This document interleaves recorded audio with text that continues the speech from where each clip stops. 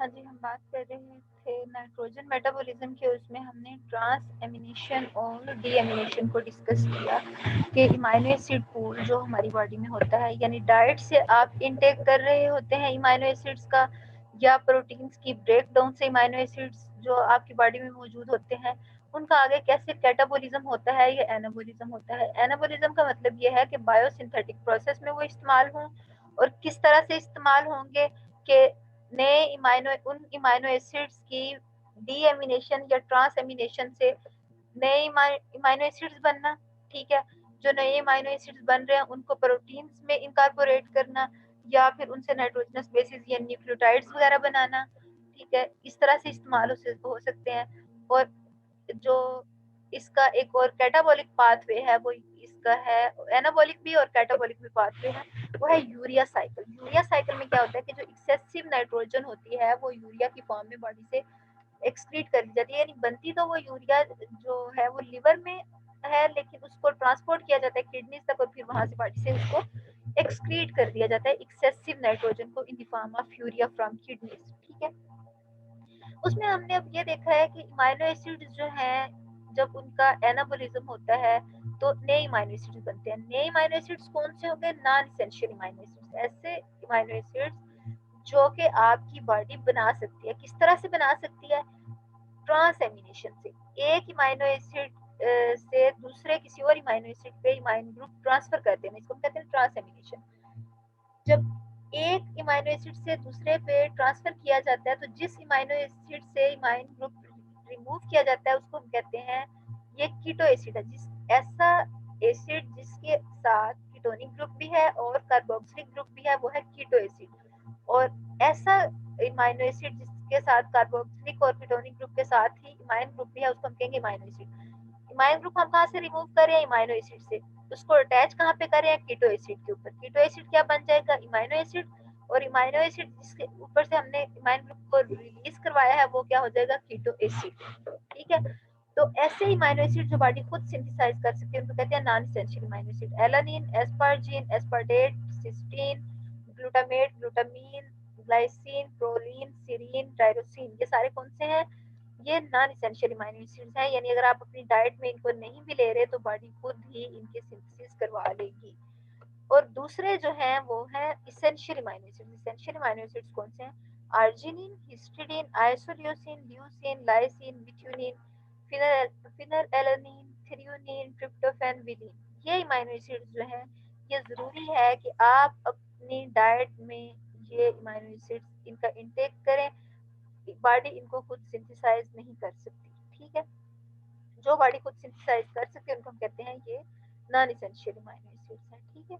और हमने जो कहा कि ट्रांस एमिनेशन, तो उसकी हमने एग्जांपल भी देखी थी कि ये कीटो एसिड है, ठीक है। फर्ज करें कि ये यहाँ पे ये एक इमाइनो एसिड है, ठीक है। और इसके अंदर production of glutamine from glutamate, यानी आप एक इमाइनो एसिड से दूसरा इमाइनो एसिड बना रहे हैं, ठीक है। एक इमाइनो एसिड से दूसरा इमाइनो एसिड बना रहे हैं। और यहाँ पे आप क्या कर रहे हैं? एक कीटो एसिड से आप एक दूसरा इमाइनो एसिड बना रहे हैं। जब आप एक इमाइनो ग्रुप को दूसरे पे ट्रांसफर करते हैं तो इसको हम कहते हैं ट्रांस एमिनेशन, ठीक है। और डीएमिनेशन का क्या मतलब है? कि उसको रिमूव करना, इमाइन ग्रुप को रिमूव करना, ठीक है।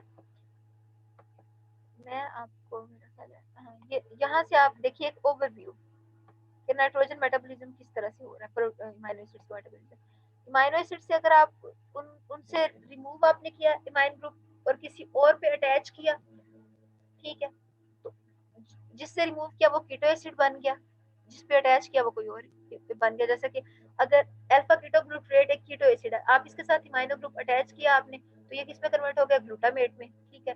अब ग्लूटामेट जो है अगर आप उसकी ऑक्सीडेटिव डीएमिनेशन करते हैं, यानी आप उससे इमाइन ग्रुप को रिमूव कर देते हैं, तो अब इमाइन ग्रुप कहाँ जाएगा?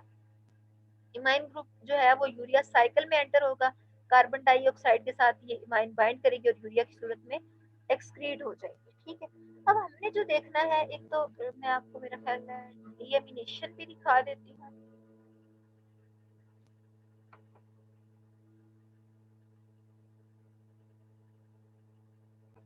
हाँ जी, ये अब आपके सामने स्क्रीन दूसरी शो हो रही है, नहीं स्क्रीन मैंने आपके सामने न्यू स्क्रीन शेयर की है। अब आप देखिए इमाइनो एसिड और कीटो एसिड, ये तो हो गया इमाइनो ट्रांसफरेजेस जो कर रहे थे कि ये हमने इसको पहले डिस्कस हम कर चुके हैं कि इमाइन ग्रुप यहाँ से इमाइनो एसिड से रिलीज हुआ और किस पे अटैच हो गया, कीटो एसिड पे। कीटो एसिड जो है वो क्या बन गया, इमाइनो एसिड, और जो इमाइनो एसिड था वो इस इमाइन ग्रुप के रिलीज होने से क्या बन गया, कीटो एसिड। अब यहाँ पे एग्जांपल भी दिया कि एलानिन और कीटो ग्लूट्रेट।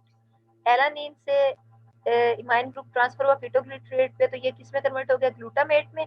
और एलानिन किस कीटो एसिड में कन्वर्ट हो गया, पायरुवेट में। ठीक है, और एस्पार्टेट जो है उससे जब amino acid transfer, amine group transfer हुआ कीटो ग्लूट्रेट पे, तो एस्पार्टेट कन्वर्ट हो गया ऑक्सैलोएसीटेट यानी कीटो एसिड में, और कीटो ग्लूट्रेट जो था वो कन्वर्ट हो गया ग्लूटामेट में। ठीक है, और ये देखिए आप इसको, इसका आप देख सकते हैं, फार्मूला भी देख सकते हैं। यहाँ पे एलानिन किसमें कन्वर्ट हुआ है, पायरुवेट में, और अल्फा कीटोग्लूट्रेट किसमें कन्वर्ट हो गया, ग्लूटामेट में। ठीक है, यहाँ पे क्या हुआ, ट्रांसएमिनेशन हुई।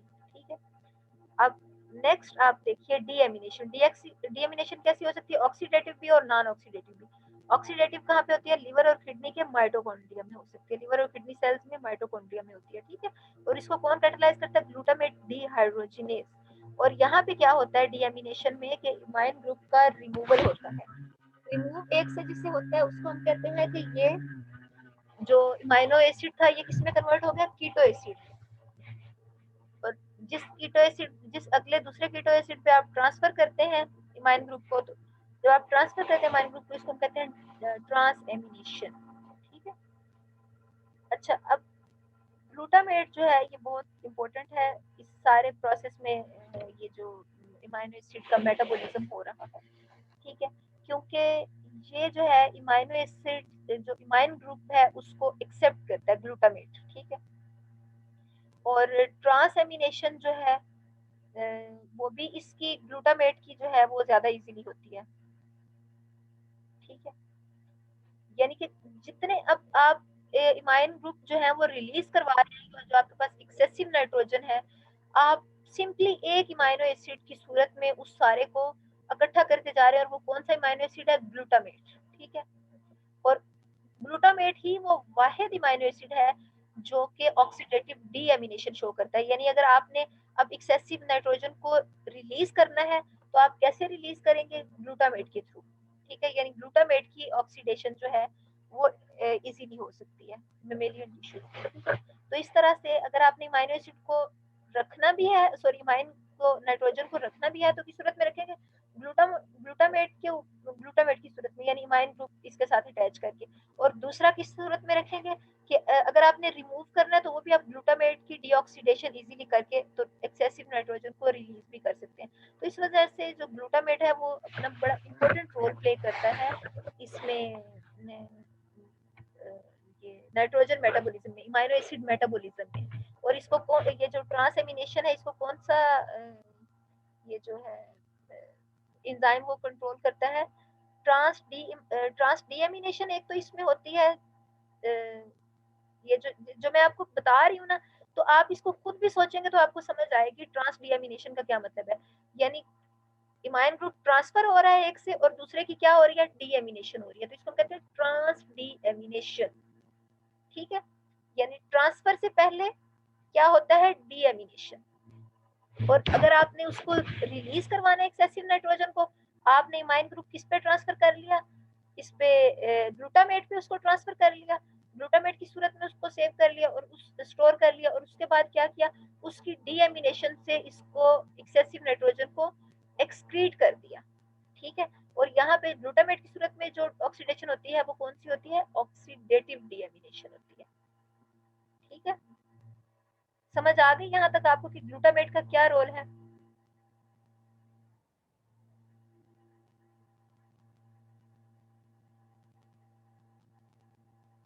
हाँ जी, यहाँ तक क्लियर हो गया सबको।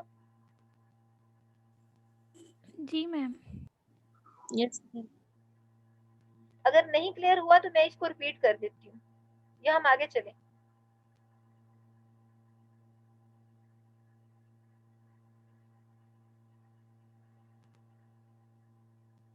चले मैं एक दफे इसको कर देती हूँ रिपीट कि हमने पीछे ट्रांस एमिनेशन में देखा ना कि अल्फा कीटोग्लूट्रेट पे जब आप इमाइन ग्रुप ट्रांसफर कर रहे थे वो किसमें कन्वर्ट हो रहा था, ग्लूटामेट में। आप बहुत सारे दूसरे इमाइनो एसिड्स को भी इसी तरह बना सकते हैं ग्लूटामेट के अलावा, लेकिन जो ग्लूटामेट है वो बड़ा इजीली ट्रांस एमिनेशन उसकी हो सकती है, और ट्रांस एमिनेशन के बाद उसकी डीएमिनेशन भी बहुत इजीली हो सकती है। इस वजह से जो इमाइनो एसिड्स का कैटाबोलिज्म और एनाबोलिज्म है, इमाइनो एसिड्स का मेटाबोलिज्म है, उसमें जो ग्लूटामेट है वो इम्पोर्टेंट रोल प्ले करता है कि ये अल्फा कीटोग्लूट्रेट से ग्लूटामेट बन भी इजीली जाता है। इस तरह से आप इमाइनो एसिड्स को स्टोर भी कर लेते हैं ग्लूटामेट की सूरत में, और अगर आपने एक्सेसिव नाइट्रोजन को रिलीज करवाना है तो ग्लूटामेट जो है वो बड़ा इजीली ऑक्सीडेटिवली डीएमिनेट हो जाता है, और ग्लूटामेट डीहाइड्रोजिनेज जो है इसको दोबारा से अल्फा कीटोग्लूट्रेट में कन्वर्ट कर देता है। इमाइन ग्रुप जो है वो अमोनिया की सूरत में रिलीज हो जाता है।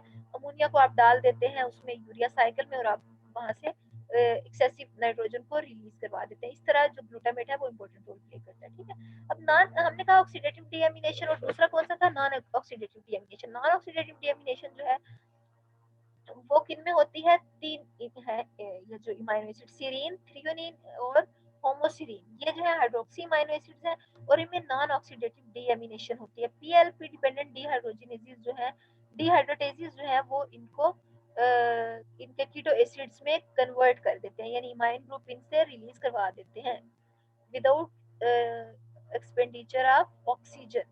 डायरेक्ट डीएमिनेशन होती है, ऑक्सीडेशन नहीं होती इनमें। ठीक है, अब यहाँ पे शो भी किया हुआ कि ये सीरीन, और सीरीन से ये डिहाइड्रेटेज जो है वो यहाँ से वाटर रिलीज करवा रहा है, और ये इमाइनो एक्राइलेट में कन्वर्ट हो रहा है। उसके बाद इसमें से अमोनियम ग्रुप जो है सेकंड स्टेप में वो रिलीज हो जाएगा, वाटर ऐड होगा, और ये कीटो एसिड में कन्वर्ट हो जाएगा। सीरीन कौन से कीटो एसिड में, पायरुवेट में। सीरीन किस में कन्वर्ट हो रहा है, पायरुवेट में। और किस तरह पायरुवेट में कन्वर्ट हो रहा है, इसके ऊपर से जब ये अमोनियम आयन, अब इमाइन ग्रुप जो है अमोनियम आयन की सूरत में रिलीज हो रहा है, तो ये किसमें, कीटो एसिड पायरुवेट में कन्वर्ट हो गया, सीरीन। ठीक है, तो ये जो सारा था हमारा ऑक्सीडेटिव और डीएमिनेशन और नॉन ऑक्सीडेटिव डीएमिनेशन। ठीक है, और इसके बाद अब हमने जो देखना है वो है यूरिया साइकिल।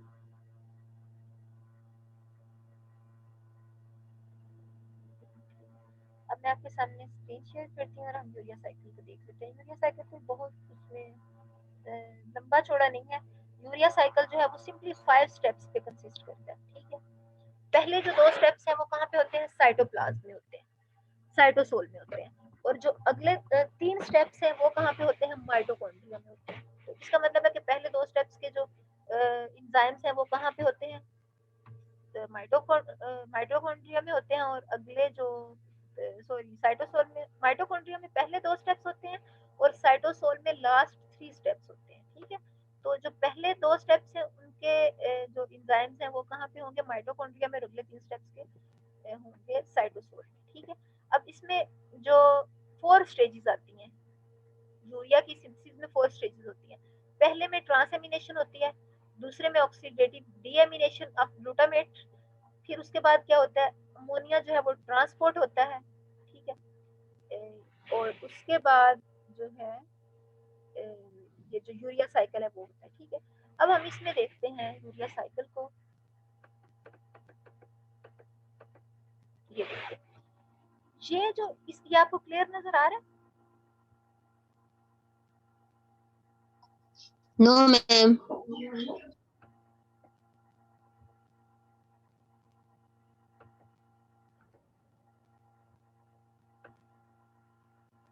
ये देखिए आप, ये जो है ये पार्ट, अब क्लियर है ये वाला हिस्सा जिसको मैं कर रही हूँ इंसर्ट।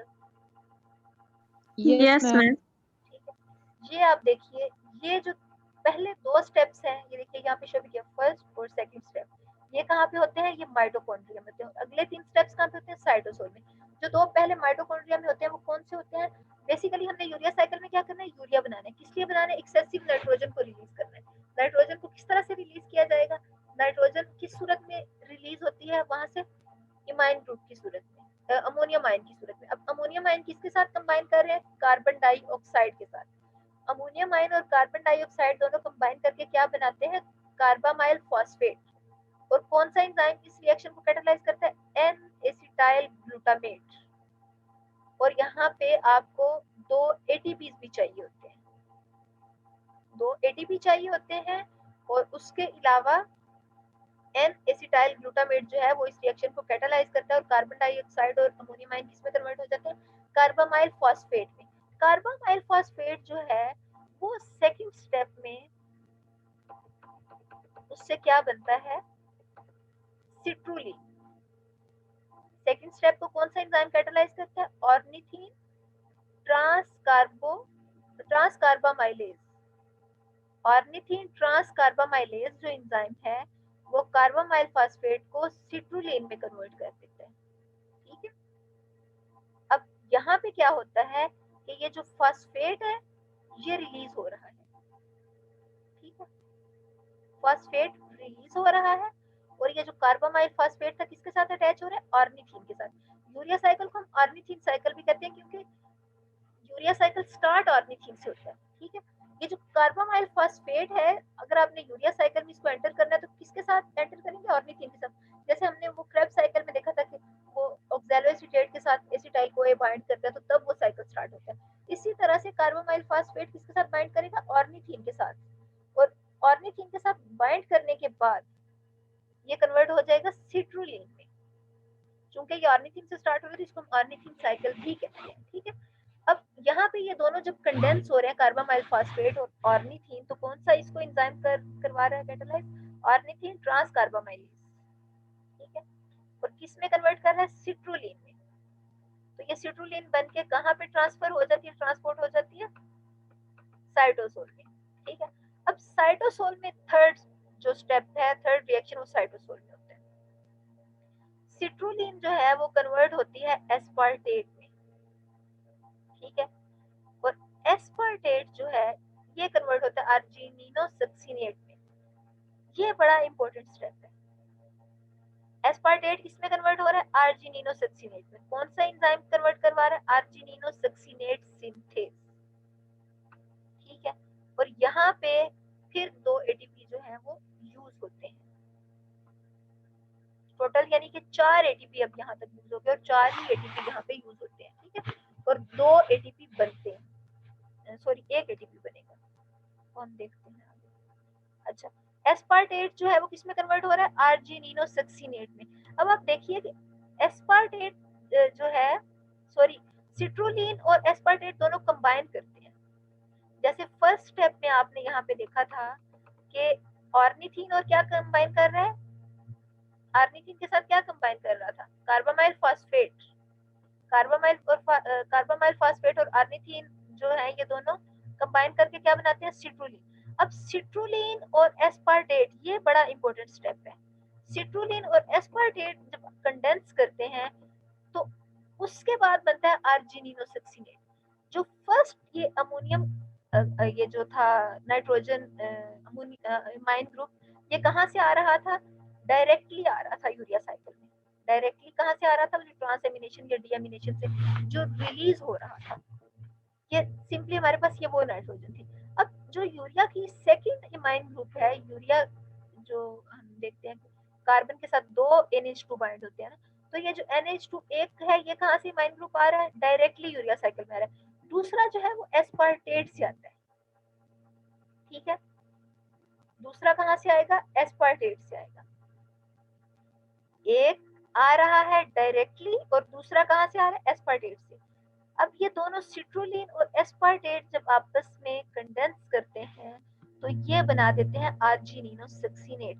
अब आप इसका फार्मूला देखिए कि ये वही सिट्रुलिन वाला फार्मूला है सारा। ठीक है, और इसके साथ ये इमाइन ग्रुप जो एस्पार्टेट से है वो इसके साथ एक दफा तो ये सारा बाइंड कर गया, एस्पार्टेट भी इसके साथ बाइंड कर गया है सिट्रुलिन के साथ। ठीक है, लेकिन अगले स्टेप में क्या होगा कि ये जो अर्जिनिनोसक्सिनेट बना था इसमें से एस्पार्टेट जो है वो कीटो एसिड की सूरत में अलग हो जाएगा। ठीक है, और कौन सा कीटो एसिड होगा, फ्यूमारेट। और हमें पता है कि फ्यूमारेट जो है वो मैलेट में कन्वर्ट हो जाता है, मैलेट को फिर आप ऑक्सैलोएसीटेट में कन्वर्ट करवा देते हैं, और ऑक्सैलोएसीटेट को आप ग्लूकोनियोजेनेसिस में डाल देते हैं। ठीक है, तो यहाँ पे ये जो फ्यूमारेट है ये बड़ा इंपॉर्टेंट इंटरमीडिएट है, और यहाँ पे अर्जिनिनोसक्सिनेट वाले पॉइंट से ये जो यूरिया साइकिल है ये क्रेब्स साइकिल के साथ कनेक्टेड है, ठीक है, इसको बाय क्रेब्स साइकिल भी कहते हैं।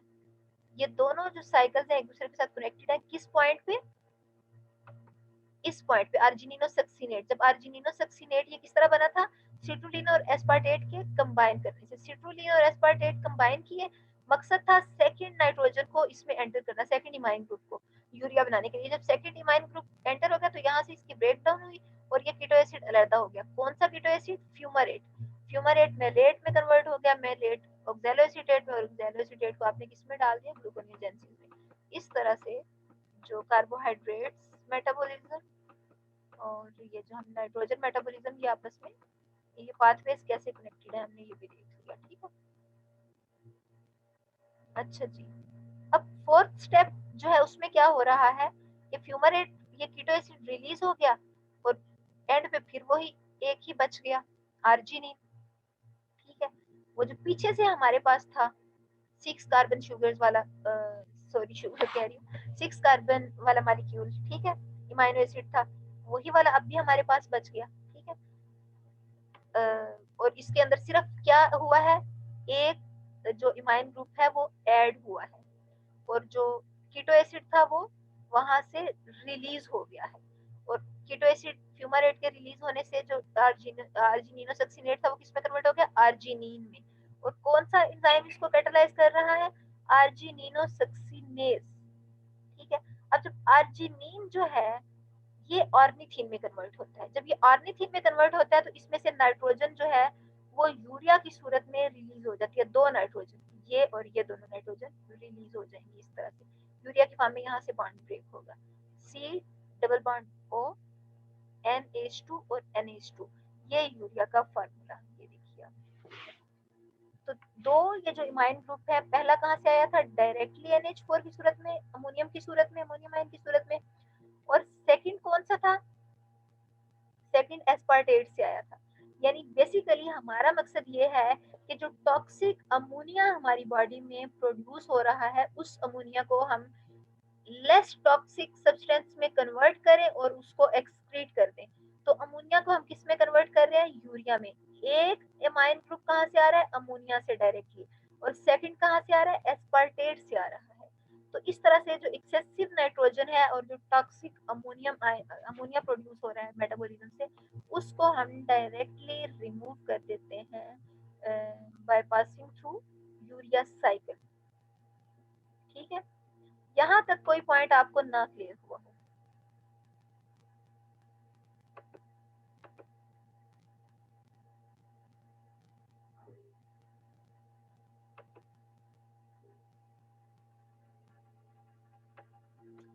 हाँ जी क्लियर हो गया। 5 स्टेप्स में कंसिस्ट करता है ये process urea cycle. First 2 steps कहाँ पे हो रहे हैं, माइटोकॉन्ड्रिया में। क्या हो रहा है फर्स्ट स्टेप पे, अमोनिया और कार्बन डाइऑक्साइड कंडेंस कर रहे हैं और किस में कन्वर्ट हो रही है ये अमोनिया, कार्बामाइल फॉस्फेट में। कार्बामाइल फॉस्फेट किसके साथ बाइंड करेगा, ऑर्निथीन के साथ अटैच होगा और किस में कन्वर्ट हो जाएगा, सिट्रुलिन में। सिट्रुलिन एस्पार्टेट के साथ कंडेंस होगा और यहाँ पे एक सेकंड एमाइन जो है वो ऐड होगा इस साइकिल में, और ये सिट्रुलिन और एस्पार्टेट किस में कन्वर्ट हो जाएंगे, आर्जिनिनो सक्सिनेट में।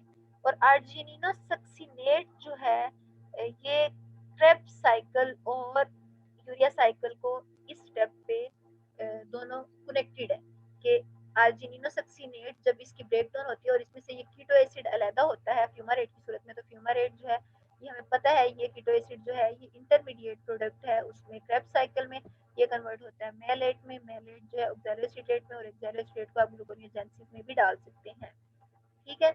उसके बाद आर्जिनिन बनता है, आर्जिनिनो सक्सिनेट में से जब कीटो एसिड सेपरेट होता है, आर्जिनिन जो है इसमें से अब यूरिया अलग हो जाएगा वाटर ऐड करने से, और जो आपके पास नेक्स्ट प्रोडक्ट आएगी वो भी ऑर्निथीन। ऑर्निथीन जो है वो नेक्स्ट कार्बामाइल फॉस्फेट के साथ बाइंड करके दोबारा से इस साइकिल को कंटिन्यू करेगी। लेकिन ऐसा नहीं होगा कि ये साइकिल जो है ये हर वक्त ही कंटिन्यू रहे, ठीक है। इस साइकिल को रेगुलेट भी किया जाता है। कैसे रेगुलेट किया जाता है, दो तरह से इसकी रेगुलेशन होती है, ठीक है। जब बहुत एक्सट्रीम कंडीशंस होती हैं तो तब किस तरह से इसको रेगुलेट किया जाता है कि जैसे ही प्रोटीन का लेवल बॉडी में चेंज होता है, जैसे ही आप प्रोटीन डाइट लेते हैं या मेटाबॉलिज्म के दौरान जो अमीनो एसिड्स हैं वो ज़्यादा रिलीज हो रहे हैं, तो जो एंजाइम लेवल है वो चेंज हो जाता है। प्रोटीन कंटेंट्स के चेंज होने के साथ जो एंजाइम लेवल है वो चेंज होता है, ठीक है।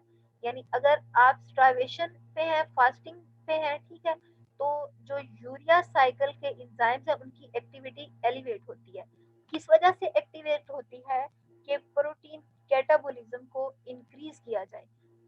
प्रोटीन कैटाबोलिज्म जो इंक्रीज हुआ है और उस दौरान जो अमोनियम रिलीज हो रहा है उसके साथ क्या उसको कहते हैं कि वो जो एक एक्सेसिव नाइट्रोजन प्रोड्यूस हो रही है उसको रिलीज करने के लिए यूरिया साइकिल को एक्सेलरेट किया जाता है।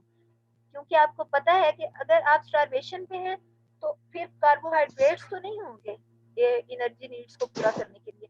तो एनर्जी नीड्स मीट करने के लिए फिर किस चीज को यूज किया जाएगा?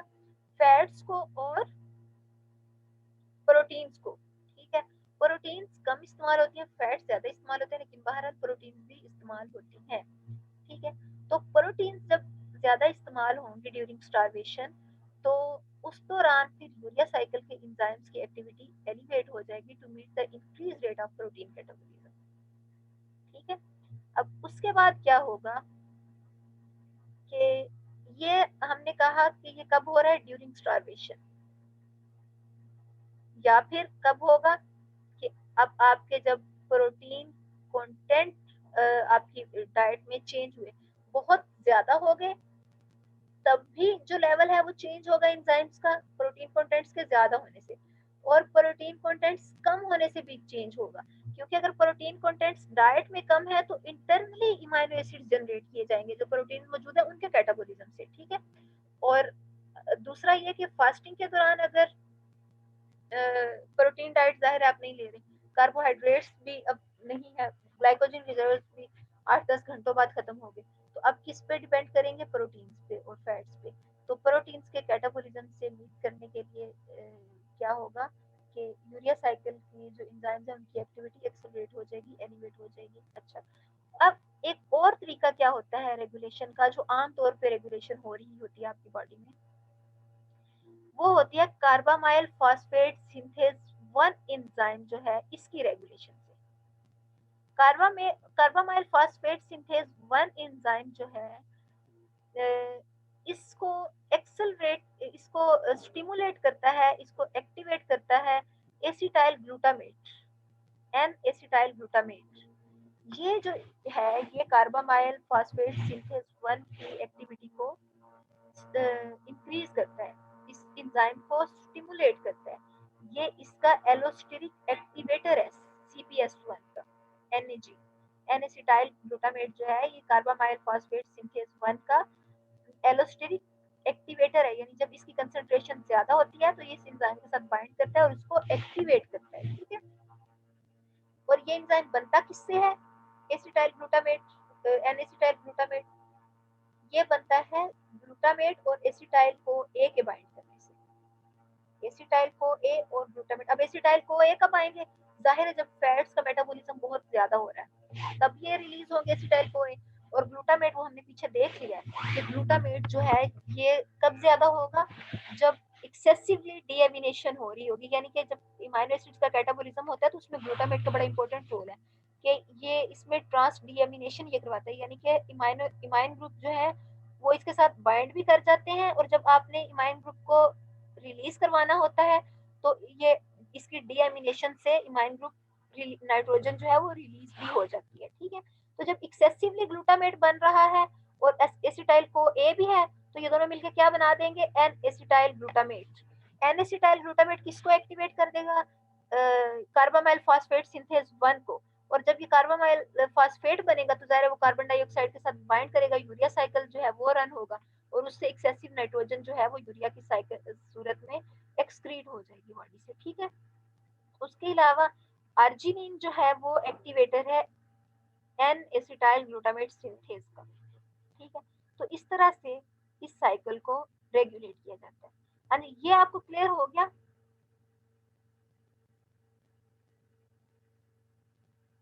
Yes, ma'am. Yes. चलिए जी, यहाँ हमारा जो सिलेबस है वो हुआ खत्म, अल्हम्दुलिल्लाह। ये नाइट्रोजन मेटाबॉलिज्म हमारा लास्ट था अपने कोर्स कंटेंट।